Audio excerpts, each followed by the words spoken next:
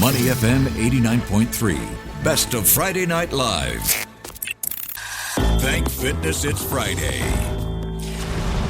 Welcome to Thank Fitness It's Friday. Now, Neil, Yes. you're a dad. I am. You've got a kid. I do. How's it like caring for a kid? It's fabulous. In fact, right now, she's taking the stage.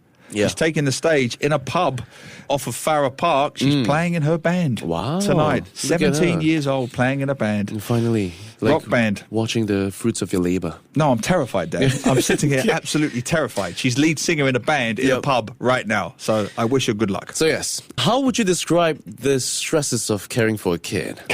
How long have you got? Yes, it can be very stressful, yes. Well, what about having 4 kids? No, one's enough. Okay. One's enough. And on top of that, Yes. keeping your health in check, Yes. being a fitness coach, Yep. an entrepreneur, and at the same time, a content creator. Yeah, not possible. Well, that's all in one with our next guest, Dawn Sim, who's joining us in the studio, a wellness entrepreneur, fitness coach, and content creator. Welcome to the show, Dawn. How are you doing today? I'm good. Thank you, Dan. Thank you, Neil, for having me tonight. And it's a pleasure to have you all joining us on the air as well. So, Yeah. yeah. Well, it was such a pleasure to have you on with us. Now, you're known as That Mom of 4, but let's start with your origin story. How did your personal fitness journey begin? Have you always been sporty? Were you doing fitness? Was it always in your blood? Yes, I have to say, my dad is my biggest inspiration, still is. So even at the age of 75, he's still playing competitive golf. Wow. So definitely the inspiration did come from him. So I've been a competitive swimmer since before I hit 8.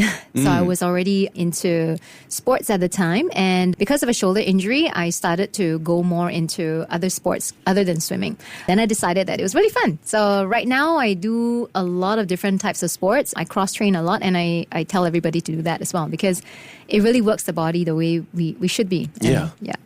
So how did you go from that to becoming a mum of 4, a social media influencer and entrepreneur? As Dan mentioned, you have these handles, That Mum of 4. You have a huge following. Tell us the backstory. How did all of that come about? Well, going into social media wasn't, or rather growing in social media wasn't my intention to begin with. It was actually my previous job.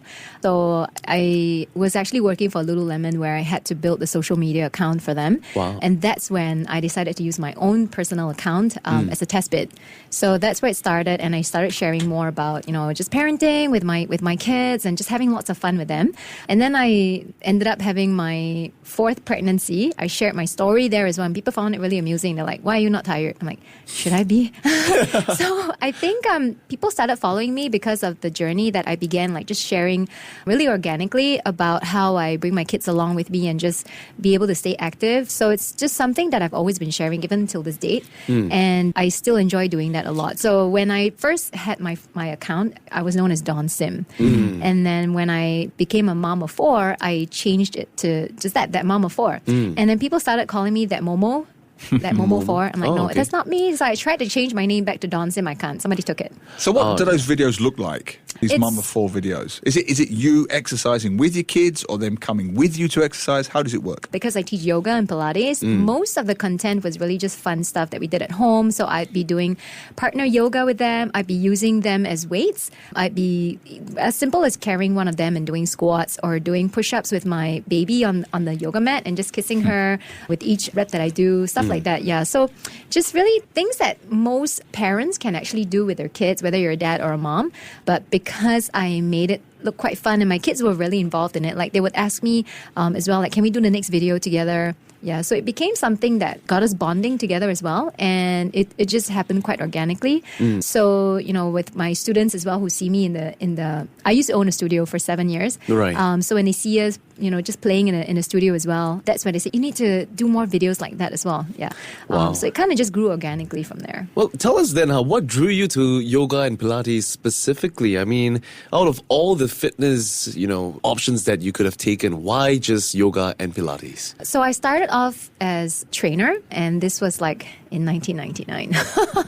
So that was what I began with. But because of injuries, actually it was my coach who got me into going into yoga. So when I started my yoga journey, it was because of injury. And then I realized that, hey, actually there's so much that you can do, even if you have injuries, even if you have difficulties. Yeah. So it taught me to be more aware about how I use my body and not just competing in sports. And from there, because I started to learn about how Pilates was also helping you to be able to do your sports a lot better, I picked it up a year later. So the difference between me starting off in yoga and starting off in Pilates was just a year apart.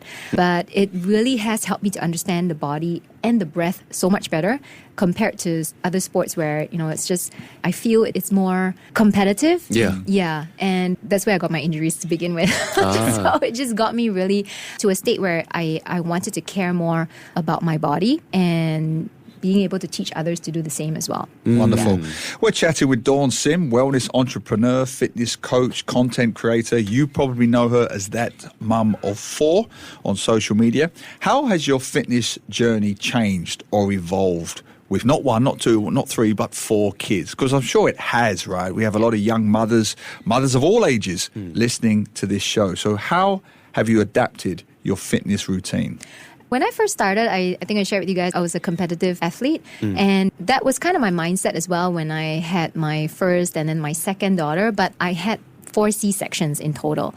And it was because of emergency situations that I had to have the C-sections. But having gone through that and aging as well, I realized that I can't do the things that I used to enjoy doing so much of, like, the high intensity kind of stuff.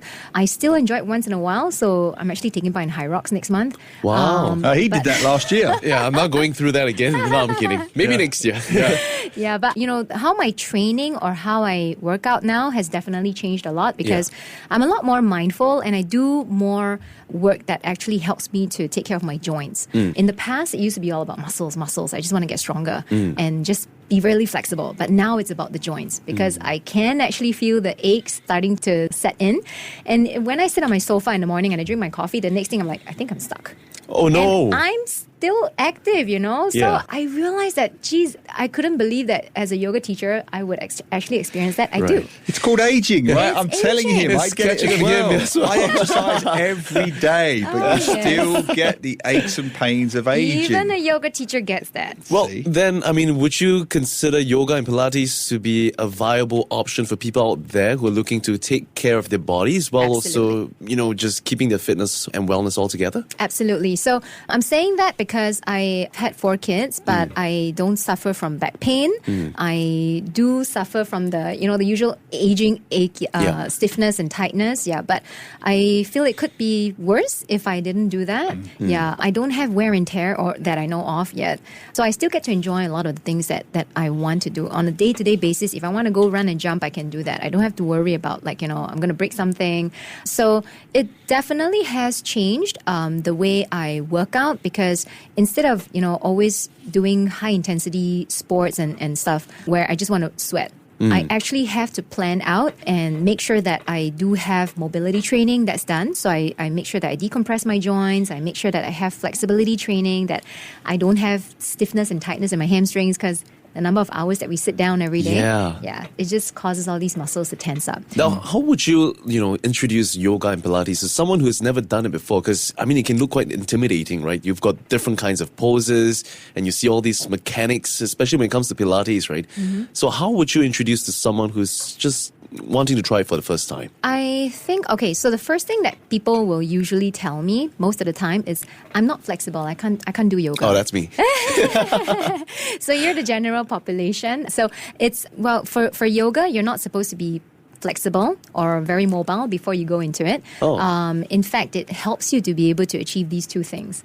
Yeah, so it's a practice. You're not supposed, there's no goal. It's just a lifestyle actually. So with yoga, there's so many things that come together to make it a yoga practice. There's the physical poses, we call them asanas, and then there's the breath work, the pranayams, there's also the way you eat, the way it's just a lot of things, The movements are just one component of it. And then for Pilates as well, it's, usually people will tell me, oh my gosh, it looks so difficult. It looks like torture contraptions that you have to get onto.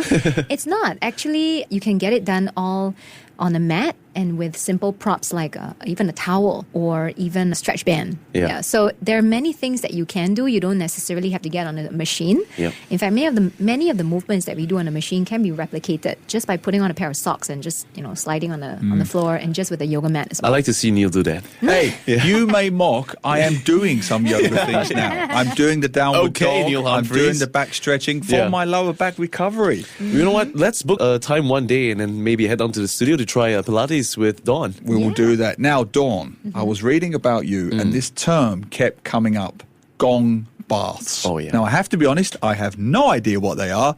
So tell us what they are and what your involvement is. Okay. Well, I'm actually doing a session tomorrow morning at 7:30. Wow. Thanks for coming in.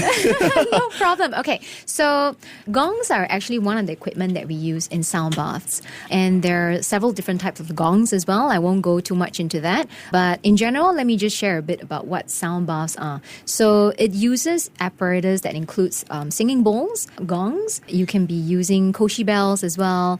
As with the bowls, there are metal ones and there are also glass, crystal, alchemy bowls. So they can be made of different materials. But with the metal ones, they work with vibration. So you can think of a gong as a gigantic metal bowl. Yeah. Yeah. So they work with the water in our body, and our bodies are largely made out of water, over 70%. So when you place the apparatus close enough to you, it does actually affect the water in your body. Oh. Like, yeah, believe it or not. I mean, you're not going to vibrate, but it does affect the water in your body. So if you've ever seen the videos of water in a metal singing bowl being played, the water actually starts jumping. So you can easily Google that and see that. But it does have an effect on our body. So where there's blockage or where there's adhesion, membranes stick together because we don't move, because there's scar tissue, because of injury. When the bowls or the gongs are close enough to you, they can still cause the water there to move. And that can help with separation of the membranes or improving circulation. That's so cool. Yeah, fabulous. Wow. I never knew any of this. Did I thought you? it was just like a way to, ease your stresses, Yeah. just don't think about it. That's just the vibration part. There's also Okay. the sound part of it. Yeah. So with the metal bowls, yes, you do hear the sounds, but with the crystal or the glass alchemy bowls, the sounds are much louder and they work with frequency as well. So the frequencies from these bowls are actually very specific that helps your brain waves to calm down. So, we have different brain waves as the alpha, beta, delta, gamma, theta. So in certain types of brain wave states, we can be very calm. And when the mind is calm, that's when it tells the body, you're safe, it's time to recover. Wow. But when you're working, when your boss is breathing down your neck, when you're rushing with something, when you're really, excited about something that you're watching on social media or on a movie, you're generally in a beta state. And in that state, your body doesn't know the difference. It just knows you're getting ready to flee or fight. So stress hormones are being released and your resources are being stored to get ready for famine or to get ready to fight. Wow. That's what most of us are in most of the time, just before you sleep as well, when you're watching something. Yeah. Yeah. And the lack of darkness or the lack of duration of darkness that we have as well is also affecting our ability to recover. So that state of recovery is actually very deprived in many of us right now. Yeah, because of too much stimulation, because of too much distractions. Yeah. Yeah. So sound baths are a very quick and easy, convenient way for somebody to get into a state of recovery. You can call it meditation. Okay, it's a very easy, accessible way for your brain to get into a state similar to that of someone meditating. But you don't have to spend years to figure out how to do that. Yeah, the frequencies have that ability to be able to affect your brain waves to that extent. Wow, that's We're doing one. fascinating. Dan, you and I. We're going for a sound bath, Ni. We're doing it. We need one, okay? It's been stressful having to host with him for the past 3 years. But I need one in this studio. oh, yeah. Right here. How about during Three of a Kind when we play music? Brilliant. All right. Anyways. Final question from me. Yeah. Lots of mothers listening. What tips would you give? It's a very stressful place, Singapore. We're trying to raise families, keep a household going, maintain a career, and try to stay fit and healthy. What are one or two tips you would give mothers listening to this show? Well, honestly, I don't have time to work out for an hour or 2 hours a day, as many people seem to assume. It's just not possible. So what I do is I find whatever opportunity that I have, even if I just have, 5 minutes in the morning, 10 minutes in the evening, I would do something. It might be jumping jacks, it might be some push-ups, it might be a few chaturangas, it might be some stretches that I'm doing as well. Whatever it is, it all accumulates. Yeah. You don't have to do it all at one time. By the end of the day, when I look at my watch, I'm like, hey, I got 45 minutes of workout done. Because I Wow. had 5 minutes here, 10 minutes there, 15 minutes here, climbing the stairs, 10 minutes. I like that. That's it. Consistency is key. I like that. Yes, yeah. All right, Dawn, now this is our favorite part of the segment. It's the Super 6 Fitness Tidbits. All right, we'll give you 6 questions. Off the top of your head, just give us your direct answers. Okay, I'll Lightning start. fast. Lightning Okay, fast. okay. So what's your typical weekly routine look like, fitness-wise? Fitness-wise, well, I definitely do run at least once a week for about 45 minutes. The rest of the time, I actually get it from me just finding those pockets of time, like I said, okay, as well as, I guess, teaching classes. Nice. Brilliant. It helps. What's your favourite healthy meal and why? Hot pot. Because I lots of love- veggies, yeah. lots of soup. Yes. Nutritious, yeah. Yeah. Okay, now what's your favorite workout or exercise? Can be yoga, can be Pilates, anything. I'd say yoga because it doesn't just work on my body, it works on my mind as well. And I'm forced to do the breath work. So it works on the deep core muscles. You guys have to find out more about that later. All right. My favourite question, gym etiquette. What is the one thing that drives you mad when it comes to other people's behaviour in gyms? They just don't wipe their sweat down. Oh, yeah.